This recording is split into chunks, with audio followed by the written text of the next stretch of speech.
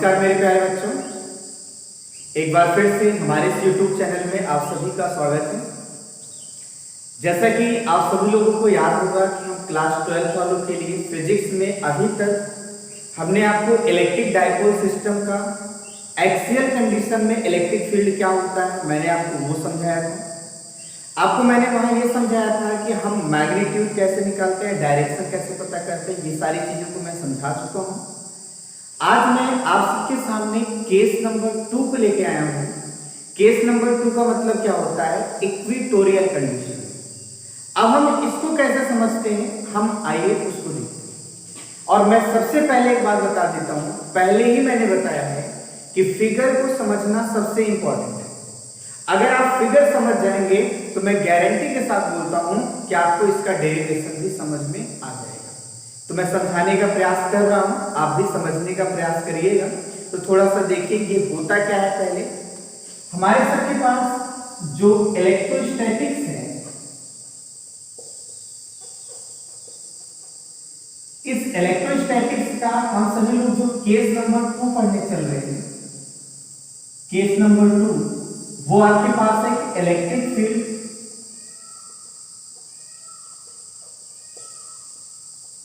Due to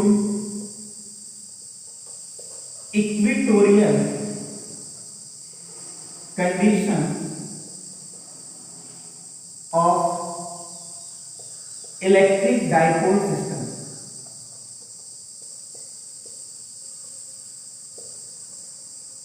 मैं आप सभी लोगों को पहले से बता दे रहा हूं कि फिगर बहुत इंपॉर्टेंट है। अगर आपको फिगर समझ में आ जाता है, इसका डेरिवेशन भी आपको बड़े आसानी से समझ में आएगा।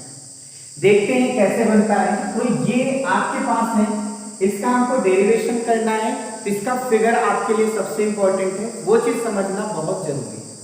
अच्छा, सबसे पहले अगर आपको याद हो तो इक्वेटोरियल कंडीशन में मैंने आपको बताया है कि जो थीटा होगा वो आपका कितना होगा, 90 डिग्री होगा। अब थीटा आपके पास क्या था, अगर आपको याद हो तो ये था angle between dipole axis and radial axis. अगर हम सभी लोग ध्यान से देखेंगे तो ये आपके पास था डाइपोल एक्सिस और रेडियल एक्सिस के बीच में जो एंगल होता है वो कितना होता है, 90 डिग्री। और इस सिचुएशन को हम सभी लोग क्या नाम देते हैं, इक्वेटोरियल। अब फिगर कैसे बनेगा, आइए हम उसको देखते हैं। जैसे आप मान के चलिए यहां पर हमारे पास एक डाइपोल सिस्टम है, सपोज कर लीजिए ये आपके पास डाइपोल सिस्टम है। इस पॉइंट को मैं ए से शो कर रहा हूं, इसे बी से। यहां पर एक चार्ज है जिसे हम -q कहेंगे, यहां पर एक चार्ज है जिसे हम +q कहेंगे। मुझे पता है कि इनके बीच की जो डिस्टेंस है वो 2l है, पर हमने जब भी कोई कैलकुलेशन किया है तो हमेशा मिड पॉइंट, सेंटर पॉइंट से लिया है। और ये डिस्टेंस आप देखे होंगे, ये डिस्टेंस आपके पास रहता है l, और ये डिस्टेंस आप देखे होंगे, ये भी डिस्टेंस क्या रहता है, l। ठीक है। और अब हम क्या करते हैं, इसे तो हम ये जो एक्सिस जा रही है इसे हम डाइपोल एक्सिस कहते हैं। डाइपोल एक्सिस के साथ जो रेडियल एक्सिस है वो कितना एंगल बनाएगा, 90 डिग्री। ये आपके पास जो है ये कितना एंगल है, 90 डिग्री। और ये आपके पास रेडियल एक्सिस है जिसे हम किससे रिप्रेजेंट कर रहे हैं, r से।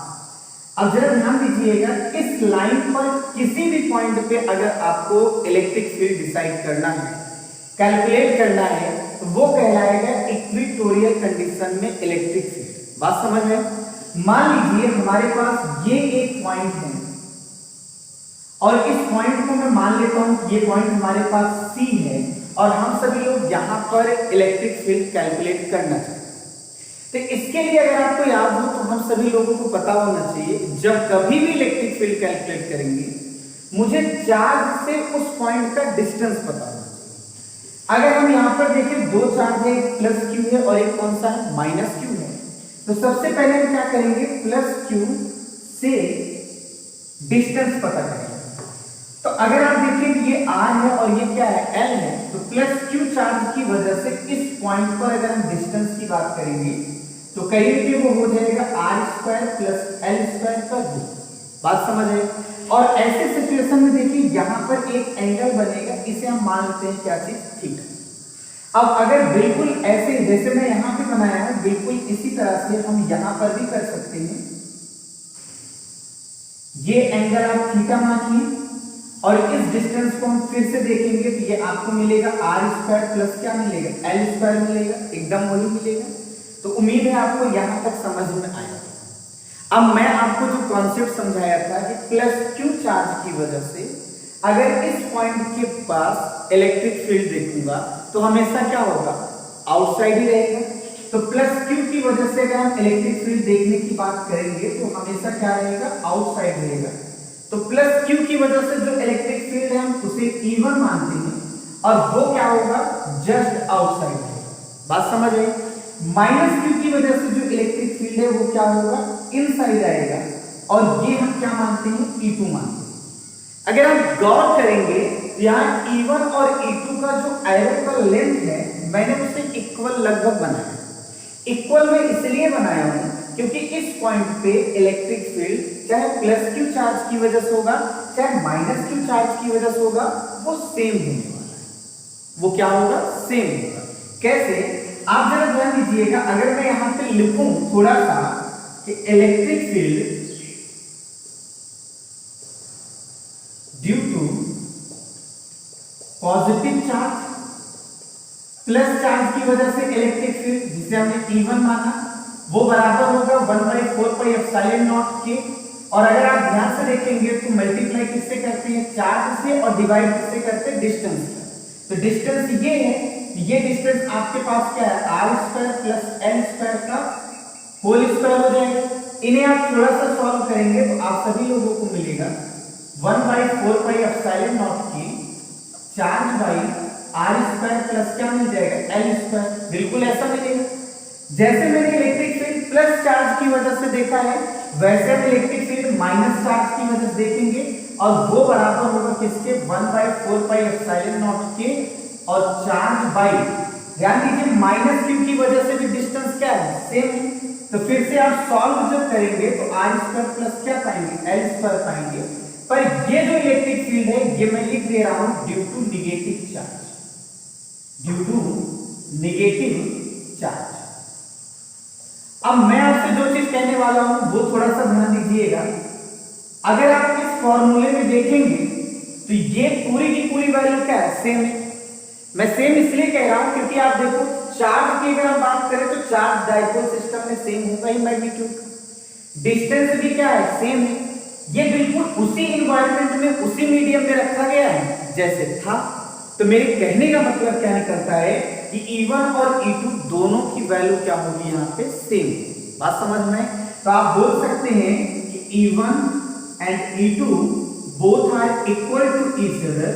ये आप देखेंगे, अगर आपको याद हो तो इसके एक्सियल कंडीशन में आपने देखा था E1 और E2 इक्वल नहीं था, लेकिन आप यहां देखेंगे इक्वेटोरियल में कि इस लाइन पर किसी भी पॉइंट पे इलेक्ट्रिक फील्ड देखोगे तो चाहे प्लस चार्ज की वजह से होगा चाहे माइनस चार्ज की वजह से होगा, वो इक्वल रहेगा एक दूसरे। उम्मीद है समझ में आ गया, कोई दिक्कत तो नहीं है। चलिए ठीक है। अच्छा, एक सबसे काम की बात है, अगर आप ध्यान से देखें इनके बीच में ये E1 और ये E2 है, इनके बीच में देखो तो आप एंगल बता सकते हैं। मैं अगर आपसे कहूं ये जो एंगल है कहीं भी नहीं देखो, ना तो 0 डिग्री है, ना 90 डिग्री है, ना 180 डिग्री है। मतलब हम डायरेक्ट फंडा नहीं लगाए। हम सभी लोग इस E1 और E2 के बारे में देखें तो हमें पता है कि इलेक्ट्रिक फील्ड वेक्टर है और इस वेक्टर में देखो यहाँ दो वेक्टर है और जब दो वेक्टर है तो मुझे रिजल्टेंट निकालना पड़ेगा। और रिजल्टेंट निकालने के लिए क्या किया जाएगा, इस E1 के दो कंपोनेंट बनाए जाएंगे। एक कंपोनेंट आपका ये रहेगा और एक कंपोनेंट आपका ये रहेगा। और अगर आप ध्यान से देखें तो ये आपके पास लाइन से जस्ट ये पैरेलल है। यहां अगर एंगल थीटा है तो श्योर है यहां पर भी एंगल क्या होगा, थीटा। और E1 को अगर हम थीटा के अकॉर्डिंग लाएंगे तो आपको पता है कि एंगल के अकॉर्डिंग क्या बनता है, कॉस में चलता है। और जहां एंगल नहीं रहता है वहां पर क्या होता है, साइन थीटा में। ये E1 cos थीटा कंपोनेंट हो गया और ये E1 sin थीटा हो गया और ये चीज अब क्या हो गया, कैंसिल हो गया। मतलब इस E1 के जगह दो पार्ट हो गए, एक E1 cos थीटा और एक E1 क्या हो गया, sin थीटा। उम्मीद है समझ में आया होगा।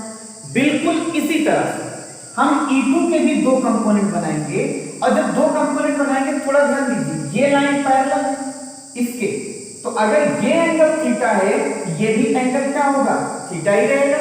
और जरा सोचो, अगर ये थीटा है तो E2 के दो कंपोनेंट बनाओगे तो इस साइड जो आएगा वो E2 cos थीटा आएगा, और यहां पर जो आएगा वो E2 क्या आएगा, sin थीटा आएगा। उम्मीद है समझ में आया। अब इनका भी कोई मतलब नहीं, मतलब इनके और इनके दो पार्ट बन गए, एक E1 cos theta E1 sin theta, और एक E2 cos theta E2 sin theta. अब ध्यान लगा के देखिए, तो E1 sin theta and E2 sin theta both are opposite to each other, both are opposite to each other. अब अगर हम E1 और E2 की बात करें, वैल्यू क्या होगी, सेम होगी। हम थीटा की बात करें तो थीटा भी क्या होगी, सेम होगी। मतलब ये सेम वैल्यू वाले दो अपोजिट चीजें हैं, इसका मतलब ये दोनों एक दूसरे को क्या कर देंगे, कैंसिल, एक दूसरे को क्या कर देंगे, कैंसिल कर देंगे। मैं लिख सकता हूं कि E1 sin theta and E2 sin theta both are cancel to each other because of same magnitude but opposite direction. ये वेक्टर करो, आया समझ में। तो बचा हमारे पास क्या है, E1 cos theta and E2 cos theta. तो मैं बोलूंगा E1 cos theta and E2 cos theta both are in same direction, so resultant will be equal to sum of E1 cos theta and E2 cos theta. बात समझ में। यानी आप समझिए कि इक्वेटोरियल में जो भी इलेक्ट्रिक फील्ड बनेगा वो आपका किस में होगा, E1 cos थीटा और E2 cos थीटा के ऐड के बराबर। उम्मीद है आपको ये फिगर समझ में आया।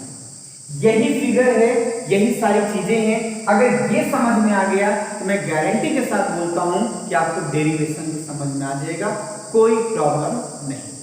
आइए हम इसके आगे देखते हैं कैसे हम उसको। इस फिगर से अगर हम कंक्लूजन देखें तो हम ऐसा लिख सकते हैं जो मैंने अभी बोला था, E1 sin theta and E2 sin theta both are opposite to each other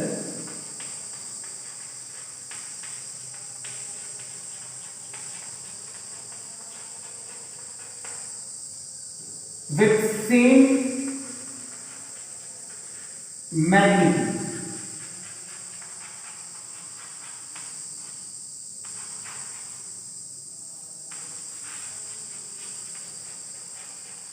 So they cancel to each other. इस बात को थोड़ा समझिएगा कि E1 sin theta E2 sin theta एक दूसरे को क्या करेंगे, कैंसल कर देंगे। Then net electric field due to this condition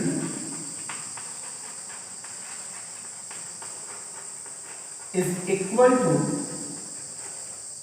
किसके इक्वल होगा, थोड़ा समझिएगा। जो आपके पास नेट रहेगा वो बराबर होगा E1 cos theta plus E2 cos theta. आप इस बात को थोड़ा समझिएगा, यही आपको मिलेगा। हमें E1 और E2 के बारे में अगर पता हो तो मुझे पता है E1 E2 हमने कैसे निकाला। यहाँ cos थीटा आप कॉमन ले सकते हैं, नहीं तो एक काम करिएगा कि अगर हम ध्यान से देखें तो E1 और E2 ये एक दूसरे के क्या है, इक्वल है। और जब ये एक दूसरे के इक्वल है, मैं अगर उसको E मान लूं तो ये E cos थीटा, ये E cos थीटा, तो बताओ ये जो नेट आपके पास मिलेगा क्या ये 2E cos थीटा मिल जाएगा। अब हम क्या करेंगे, डायरेक्ट फॉर्मूला रखेंगे और सॉल्व करने की कोशिश करेंगे। देखिए कैसे सॉल्व करना है, थोड़ा सा आप इसको भी अच्छी तरीके से देखिएगा। जैसे अगर हम यहां पर देखेंगे तो जो ई नेट आपके पास मिलेगा 2 मल्टीप्लाई है, सॉरी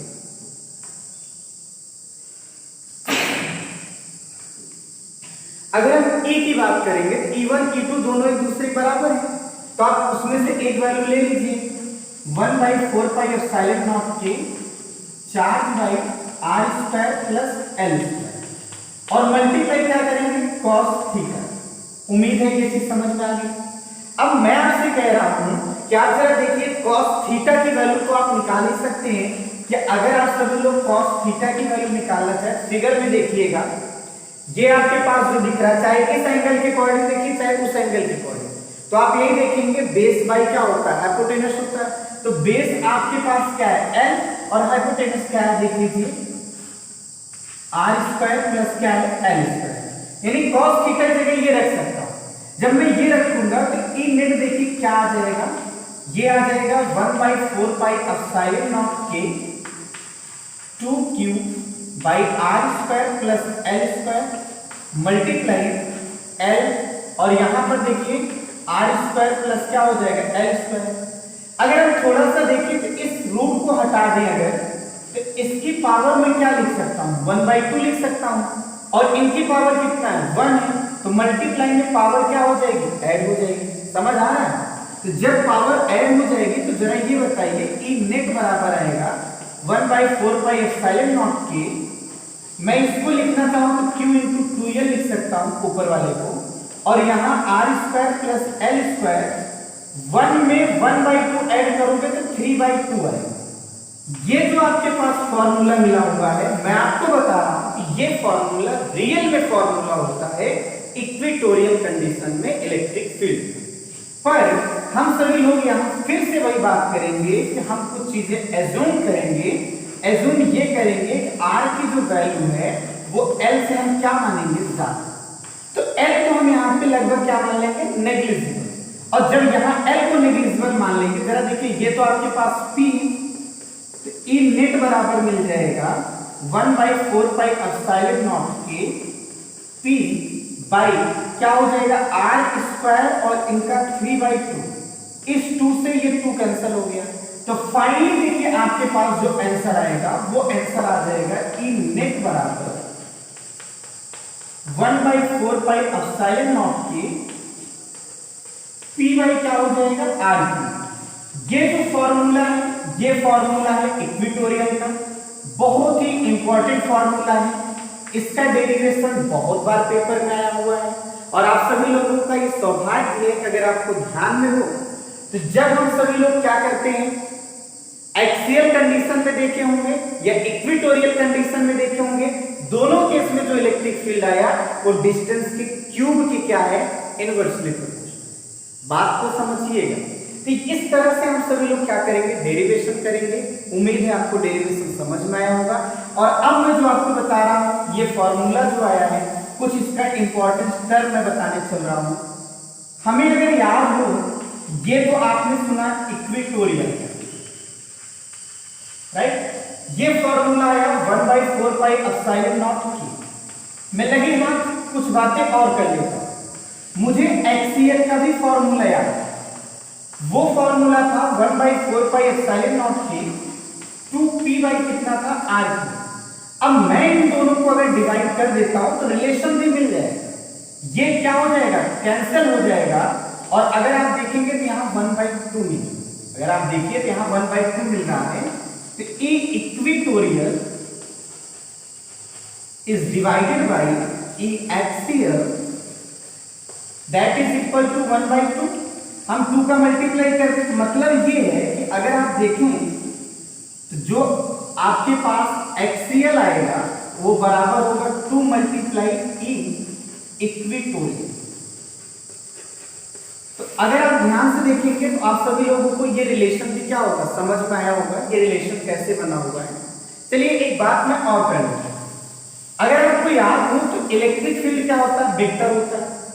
अब वेक्टर है तो ये जो फॉर्मूला है इस फॉर्मूले के अकॉर्डिंग हम सभी लोगों को केवल मैग्नीट्यूड के बारे में पता चलेगा। मतलब ये है कि अगर हम इक्वेटोरियल केस में इलेक्ट्रिक फील्ड का मैग्नीट्यूड चाहते हैं तो मैग्नीट्यूड के लिए ये फॉर्मूला है।